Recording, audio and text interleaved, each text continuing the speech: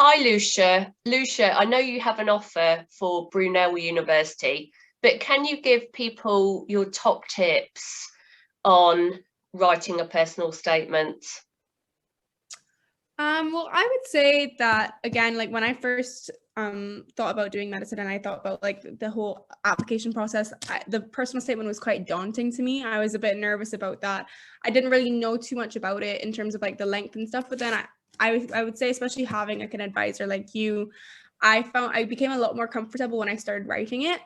Some top tips I would say is like, again, don't be as freaked out about the personal statement as you might be at first. Maybe do a bit of research ahead of time, like understanding how to write it in the first place, like what it's really supposed to entail, I would say, and having a supervisor helps with that.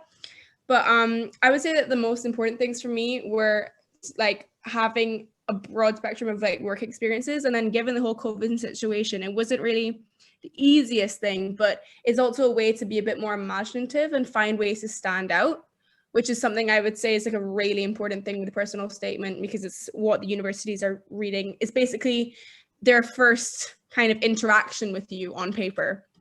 So I would say True.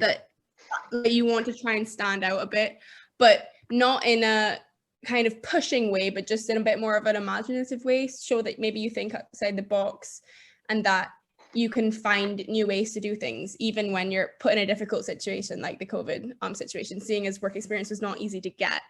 And then with like, I would say like another thing was not only with the work experience, but with personal statements, like we did a million drafts, me and you. I found that like doing like a bunch of different drafts, like just continually like rewriting, adding new things, taking out some things, you become a bit more fluent with what you're talking about.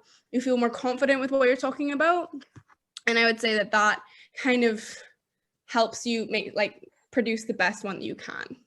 You pulled it together really well, and you also introduced things like your tennis playing as a really Yeah. good kind of teamwork example.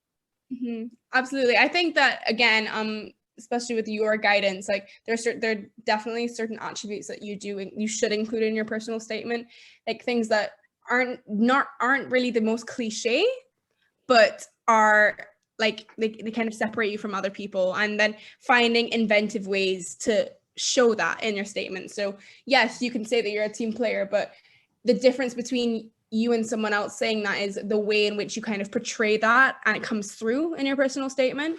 So you don't only want to choose these attributes like team player or good at balancing your time, or you're willing to work with others, but you also want to make sure that you're showing that and portraying that in maybe a more inventive way, which would separate you from others.